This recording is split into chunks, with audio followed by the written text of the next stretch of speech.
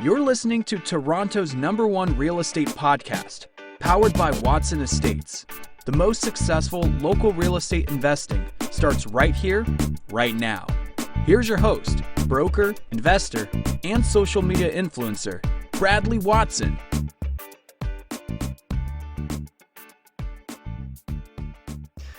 Good morning, investors. Bradley here from Watson Estates. It's so nice you could join us bright and early this Tuesday morning to chat about our favorite topic in the world, Toronto real estate. We are #1 on Google Podcasts for Toronto real estate. And today I'm excited for our episode because we're really going to be talking about kind of a summary of a lot of what we've chatted about. And maybe this is the first time you've been tuning into our podcast. If so, welcome. And we're going to be covering some pretty cool stuff. We're going to talk about the difference between housing sales and prices and why they're kind of marching to a different tune, as this article is entitled. Then we're going to jump into, will Toronto real estate prices drop this summer? Which comes from a Remax article and has some interesting points. And I am learning as we go as well, guys. This is why I'm so excited to do this podcast. I guess you could say I'm an expert because I read articles like this, but this is information available to all of us. And so the whole idea here is to try and explain and get you guys caught up on what the market is doing on a daily basis. And then, will Canada scale back immigration due to COVID? I honestly think between this and employment, we're kind of looking at the two major factors that will influence our pricing in the long term here in the GTA. And so I want to look at that because I'm now starting to see articles talking about what's going on at the federal level. Yesterday, I actually got some comments. I've got people that are very supportive on both sides. One side saying that I talk way too fast. If you just jumped in for the first time, maybe you're thinking, okay, he's not talking too fast. If you want to hear me talk fast, go to our podcast yesterday, but I'm going to try and keep a decent pace. When I listen to my podcast, I listen to them at 1.1 speed. So I'm used to listening to people talking fast. So I know I can get a little bit overwhelming. If you're on that 1.1 speed, you're probably freaking out at this point. So I don't blame the criticism, but it is true. It is due to passion. I get a little bit overly excited. And I do think that it was also the content yesterday because we were kind of deciphering whether having increasing or decreasing rent rates was a good thing or a bad thing for landlords and tenants. And so I think kind of walking through that, unless you're an investor or interested in investing, which is a very large chunk of our listeners, you might not have been as interested in that topic, which adds to this kind of snooze fest that I was creating. Maybe, you know what? I think I'm going to notice people starting to listen to me more in the evening as I'm kind of putting them to sleep. I might have to start labeling them. This is one you want to listen to in the morning. This is one you want to listen to in the evening. So anyways, I want to try and keep a decent pace for you guys moving forward. Let me know as it goes on if this is a little bit more of a natural conversation. That's what I want it to be. But sometimes even in a natural conversation, I can get a little bit fast. So my thinking apparently isn't that original as I kind of get into these topics, because what I'm reading in the news coming out in the last 24 hours is the same news that we are bringing you every morning.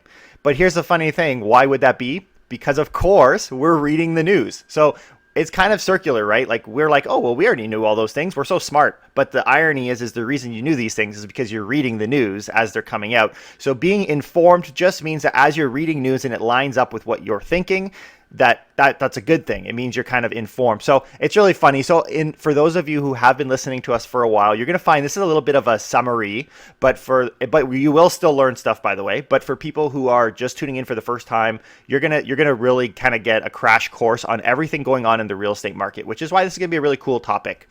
So this first article comes from the Financial Post, and it says, why housing sales and prices are marching to different tunes. This is the article. April sales data from some of Canada's largest markets confirm fears that housing sales are continuing to dramatically decline. But while volumes have plummeted, prices are more stable or even rising in some submarkets. Well, if you didn't hear that there are some areas that are increasing in price, now you know.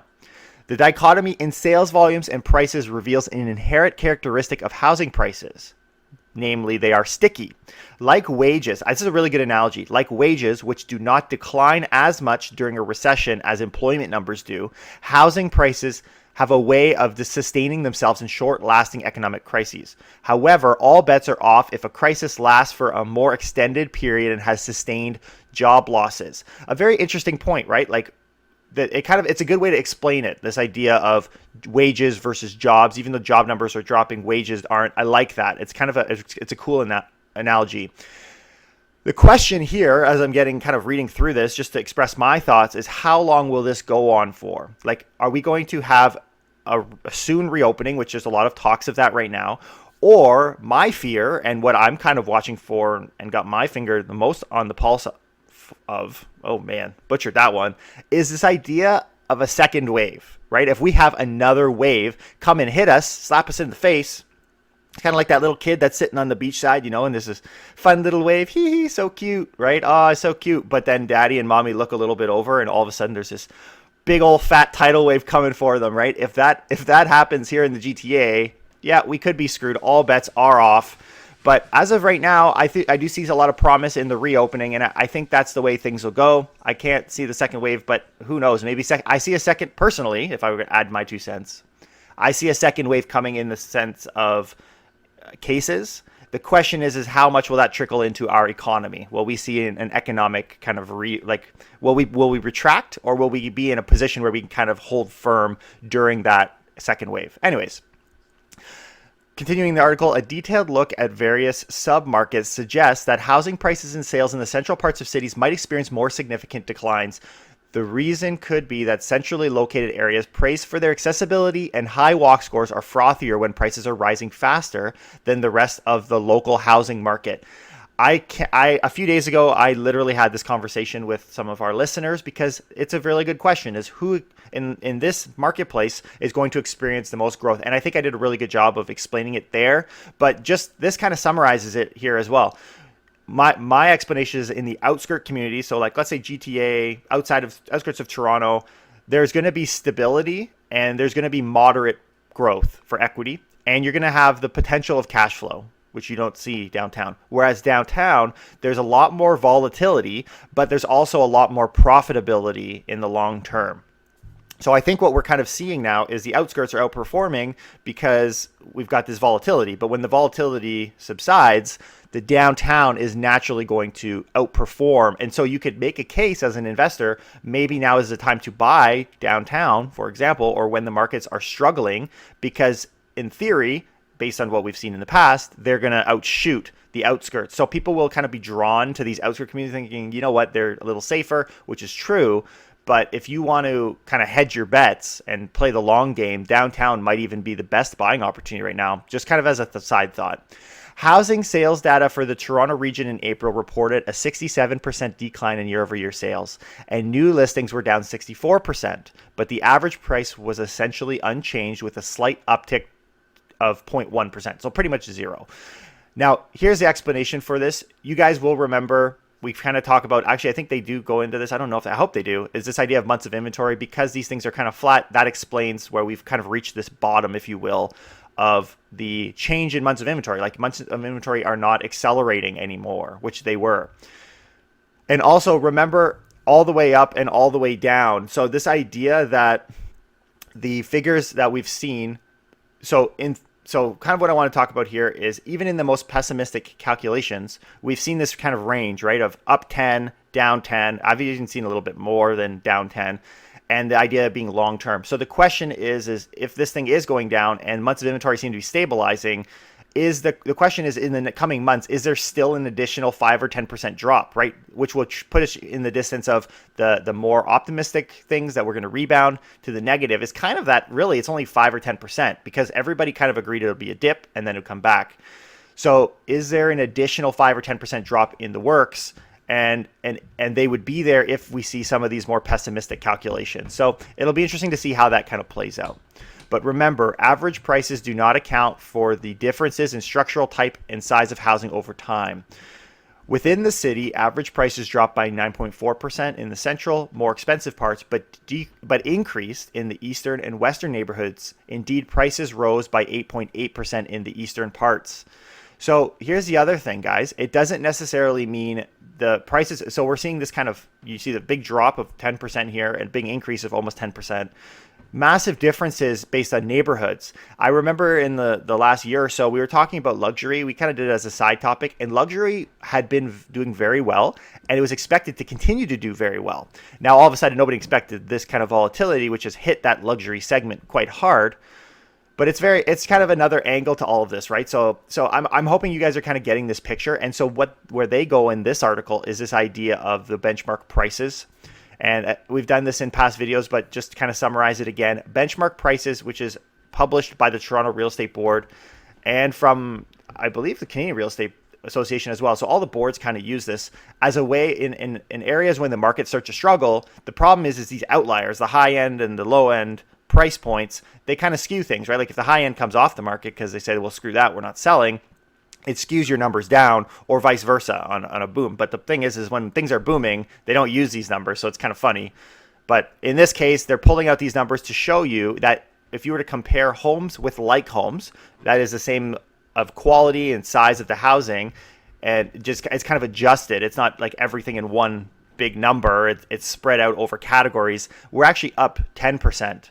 So this kind of makes sense to me because I was going to add it at the end of this, but I'll say it here. Like I've got a client right now. We're going to be listing their home in the next couple of days because we're seeing activity starting to pick up, and they want to be in this position. And maybe you'll see it as we kind of continue in the podcast on wanting to get in early. But the thinking here was, now I just lost my train of thought.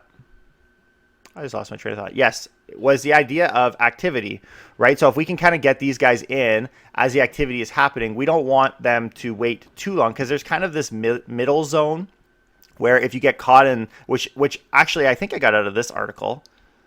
I think I did. Maybe not. Maybe it was the next one, which we'll get to in a second. But I'll kind of spill the beans here. The idea is that there's this kind of middle zone where people might not be listed on the market, but all of a sudden there's going to be the number of buyers coming back. And because people have been kind of sitting on the sidelines, but buyers are picking up, like the demand picks up before the listing picks up, you actually get to put additional pressure on the demand side, on the buyer side. And I had never thought of that, but that's actually a good point. So don't think that, I'm going to kind of wait and see, because that wait and see position might actually be the worst position. You might, in this case, you'd want to be either early or late. But one of the things that they summarize here, which I think is really funny, is this idea. They said that this guy from Zillow Group, the senior principal economist, Skylar Olson, has an explanation for the gravity defying housing prices. He said that even though housing demand had collapsed, so did the supply, which helps sustain prices. So apparently we've solved gravity here on Toronto's #1 real estate podcast, because this is not new. Like, this is what we've been talking about, months of inventory. I've probably said the words months of inventory more than my daughter's name in the last 2 weeks. Okay, so we've been focusing on this. We know this, but for someone who doesn't know this, now you know. Also, many sellers are not motivated yet to cut prices. I'm seeing this as well. And as I was kind of doing these calculations for this listing that's coming on, I'm realizing more and more there's not a lot of sale info, right? Like there hasn't been a lot of transactions in the last 45 some odd days, right? Anything after March 15th. So whatever that is, I guess we're kind of closing in on 60 days now. So I'm left to look at what's my competition, right? Like I know where home prices were. I can take those numbers and take away the declines that we've seen, but from a benchmark perspective, that's not a true figure for everybody. And so we're left with the current active listings. And when I look at those, I realize people haven't brought their prices down all that much. And so we are feeling confident of keeping our price pretty high relative to what I would expect, right? Like I would expect home prices are down 10.5% in the condo market, but yet here we are literally pricing our home very similar to how we would have priced it pre-COVID-19, not in order to get multiple offers, but in order to kind of play from that. So yes, there has been a bit of a dip, but not nearly what I thought. They kind of go on to talk about some of the other publications. They were talking about, actually Fannie Mae did one where they were optimistic about the market. They were actually they were saying slightly higher in 2020. We see CIBC where they're forecasting 10% declines. Here they mentioned the CMHC where they were saying that it would take until late 2022 before we would see things return in housing prices. So they just kind of mention and call back all these things, which we've kind of seen. You can go back and listen to those podcasts as well. If governments and businesses join hands to relaunch the economy sooner to prevent layoffs from being permanent, housing markets will rebound sooner. Both national and lower levels of government in North America and Europe are hinting at opening retail, schools, and more. And you guys have been hearing that news as well. So I kind of tipped off the idea of sale data and what I've been doing there, but also I'm noticing that there are more buyers coming back, which is giving some optimism for my sellers. For example, I've been making phone calls just to kind of lowball offer people before we see them, just to see, hey, just kind of sending out feelers for investor clients. And I'm finding that they are getting busier. So they're getting more calls, they're getting more showings, and they're getting more confident, which is a scary thing if you're looking for a deal as a buyer. And this is partly why I've got some sellers thinking, you know what, maybe this is the moment to try and, if this is happening, I want to be in the mix. So I'm going to leave that part there, and I want to move into this article from Remax talking about, will Toronto real estate prices drop this summer? Now, of course, it's very similar stuff, right? Like it's kind of in similar lines, but I do think that this article adds a little bit more value. There, I noticed I was speeding up a little bit, getting a little excited. Whew. All right, slowing it down. Okay, this article reads, it seemed like just a few months ago, Toronto real estate was roaring with year-over-year price increases and an active spring home buying market. Yet the season's changed its course for our lives, followed suit due to the COVID-19 pandemic. Experts predict the coronavirus measures will last in Canada until at least July. So I thought that was a good point here is we've kind of, even early on as COVID kind of appeared here, we were thinking what would be early, what would be late. And I was thinking June, July, and the stats tend to say if it opened in the summertime or pre-summer-ish, like we knew the spring was screwed, right? Like, no, there's no spring. Even the weather says there's no spring this year. The question is, are we going to be opening in the summertime or after the fall? So the long one would say September, October, right? Like that's kind of where, if we open in October, goodbye to 2020 real estate, you know?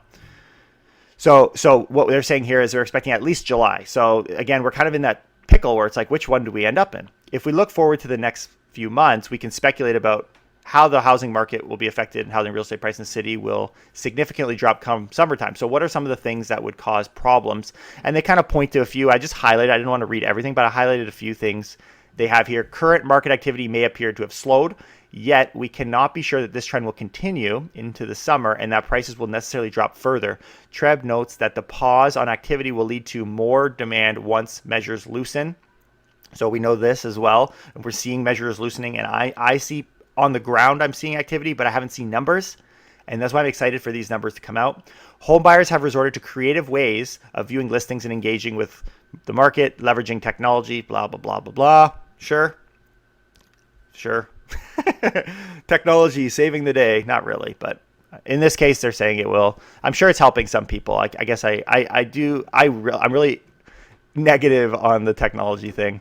Social distancing will likely continue for at least a portion of the summer, yet we expect buyers who have been waiting patiently. My screen is acting really funny. Go away. All right, here we go. Social distancing will continue at least portion of the summer, yet we expect buyers who have been waiting patiently to continue their home search will quickly re-enter. Some sellers may take a wait-and-see approach.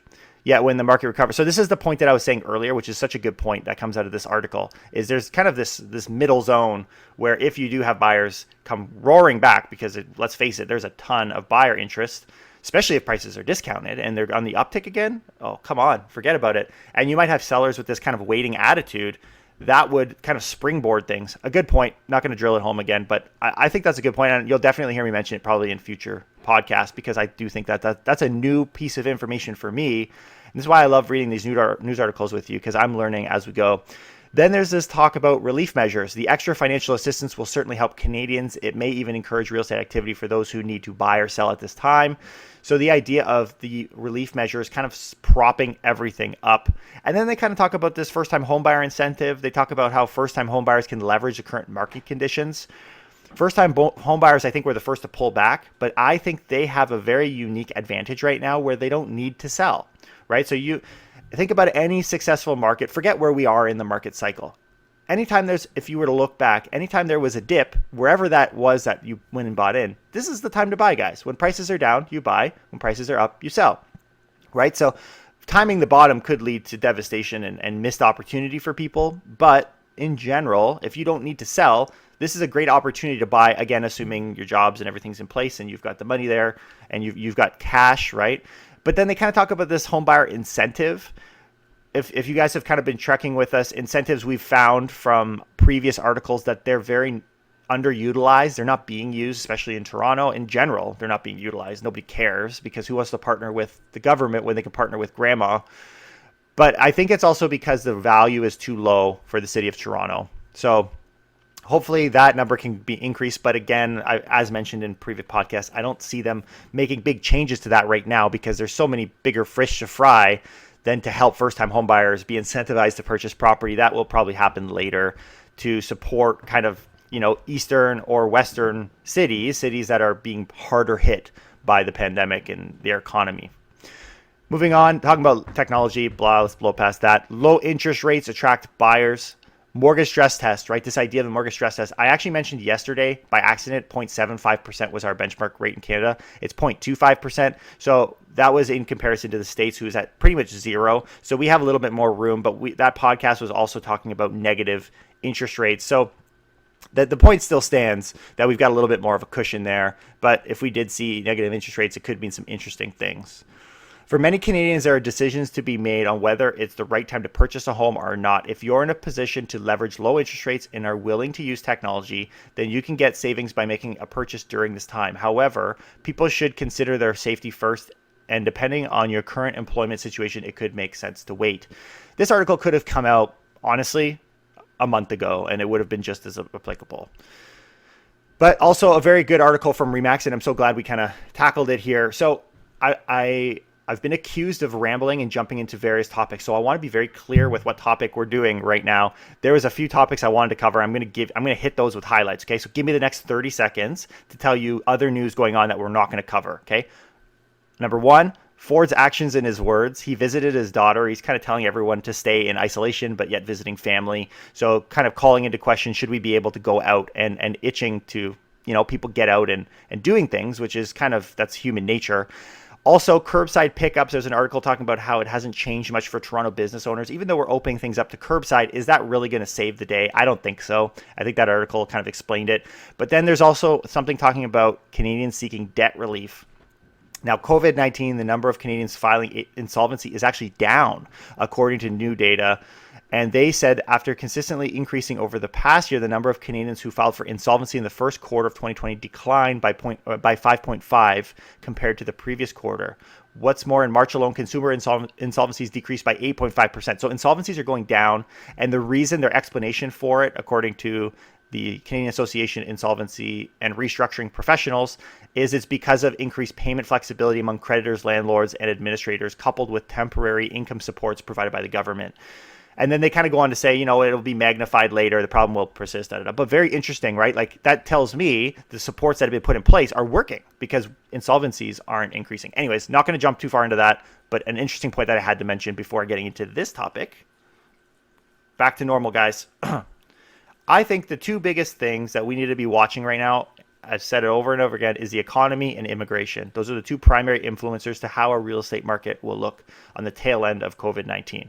This article here that talks about immigration, okay, this is what it's called. It comes from TorontoSun.com. Feds hint at scaling back immigration due to pandemic fallout. Quote, the COVID-19 pandemic and resulting unemployment could lead to immigration to Canada being cut for the first time in a decade. And they go on to talk about this dialogue. They don't give too much info, but it's the first thing I'm seeing on immigration, so I have to bring it up because it's point one, guys. There's always a point one podcast, and then there's kind of a 2.0 and then a 3.0 until eventually it's like, well, everyone's talking about it now, but we've been talking about it way back when. This is the way back when, okay?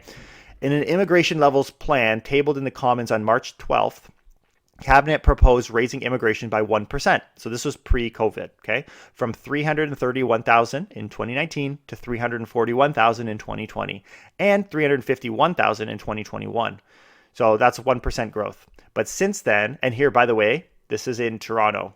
Let's not forget Ontario and BC pretty much I think they're over 50% of that. Like we're getting a fat chunk of immigrants. That sounds really bad, but I love you guys. You guys support our economy. I'm super optimistic for the immigration we have here because it's really what saves the day. But since then, Canada's unemployment rate has risen to 13%. Quote, given Canada's massive unemployment for the foreseeable future, what is the government's scale-back planning for the economic migrants and refugees for the next 2 years? Asked Conservative MP Peter Kent. So you've got this kind of dynamic right now. Conservatives kind of poking. I'm a conservative guy generally, but I mean, I guess this is what politics is all about. Given that the economic crisis will linger after the health crisis has passed, can Canada accommodate an additional 1% of immigrants and refugees added to our population in the foreseeable future? So I love how it's like questions, right? It's like you kind of pick and say like, give me the answer to this. It's like anytime I have conversations, this gets me in the doghouse, gentlemen, so don't do this. But I say to my wife, bring me a solution. Don't bring me a problem. Oh God. Don't say that too loud. My wife's upstairs. But it's that's the idea, right? Is like, what's the solution? You bring up the question, you bring up the problem, and I think this is a gentleman's attitude here. But it goes the same with politics, right? Like you bring up the question. It's kind of this idea of like philosophy. Like you ask so many questions, but where's the answers? Give me the answers. Questions are good, but without answers, they're useless. So this is the response. Okay. Mendicino said the feds will continue to look, quote, at the circumstances, including the surrounding context of Canada's response to COVID-19 as we plan for the future, and will provide an update in the fall. So that's the first point of contact on this immigration stage is what is that going to look like? Are we going to pull it back? I think that it's a little short-sighted to think, okay, well, we're in an economic challenge and nobody's got jobs, so therefore cut off immigration. By the way, there are listeners that have that view. And respect to you guys, like no hate there, but I also recognize, and I think it's important to note, we can't ignore that maybe not on the refugee side, but definitely on the immigration, the type of immigration we have has money. They bring business and they bring jobs, okay, which can hire people. It can actually stimulate an economy that's failing. Maybe to continue to pull back immigration, I mean, other than the case thing, right? Like if we got cases, that's a different story. But generally, in a failing economy, if we were to increase our immigration, that could be what makes things robust. Pulling that back might actually make the issue worse.